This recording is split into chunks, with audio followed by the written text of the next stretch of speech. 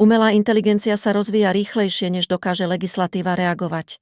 To prináša nové právne otázky, najmä v oblasti zodpovednosti a ochrany osobných údajov.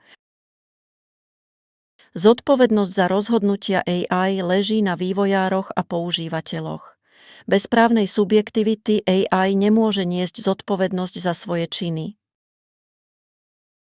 Európska únia pripravuje legislatívu na reguláciu AI, aby zabezpečila ochranu základných práv a podporila dôveryhodnú AI.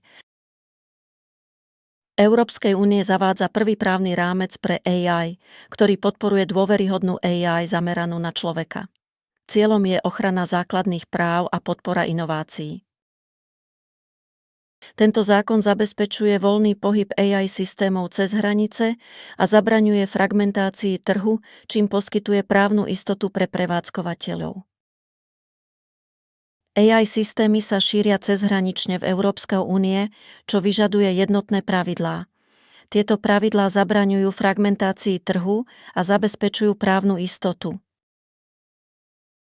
Jednotný trh umožňuje voľný pohyb AI systémov a podporuje inovácie, pričom chráni verejné záujmy a práva jednotlivcov. Osobitné pravidlá pre spracovanie osobných údajov AI systémami sú nevyhnutné.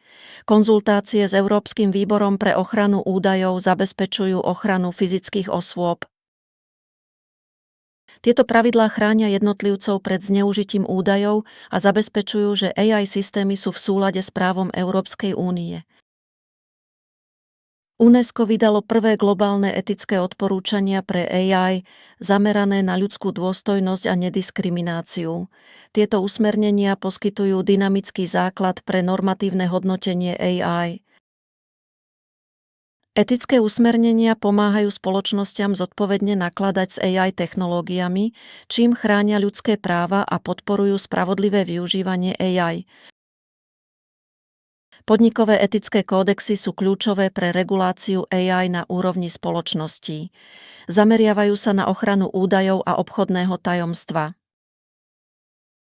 Príklady z praxe ako Google a IBM ukazujú, ako môžu spoločnosti implementovať etické kódexy na podporu zodpovedného využívania AI. Presné vymedzenie zodpovednosti za AI činy je nevyhnutné. Globálne riešenia v rámci OSN alebo OECD pomáhajú predchádzať právnym chybám. Prevencia nezákonnosti a spravodlivé vynucovanie práva sú kľúčové pre budúce prijatie a rozvoj AI technológií. AI má potenciál zlepšiť život, ak sa používa zodpovedne. Etické usmernenia a právne rámce sú kľúčové pre jej bezpečné využívanie. Podporujte transparentnosť a zodpovedné využívanie AI vo vašej organizácii. Týmto spôsobom môžete prispieť k pozitívnym zmenám. Zhrnuli sme hlavné body: právne výzvy AI, zákon o umelej inteligencii, ochranu údajov a etické usmernenia. Tieto aspekty sú kľúčové pre zodpovedné využívanie AI. Pamätajte, že zodpovedné využívanie AI prináša výhody pre spoločnosť aj jednotlivcov. Transparentnosť a etika sú základom úspechu. Vyzývam vás, aby ste podporovali zodpovedné využívanie AI vo vašej organizácii. Spoločne môžeme dosiahnuť pozitívne zmeny a inovácie. Prejdite si teraz študijné texty a cvičenia na túto tému. Po urobení testu sa vidíme pri ďalšej kapitole.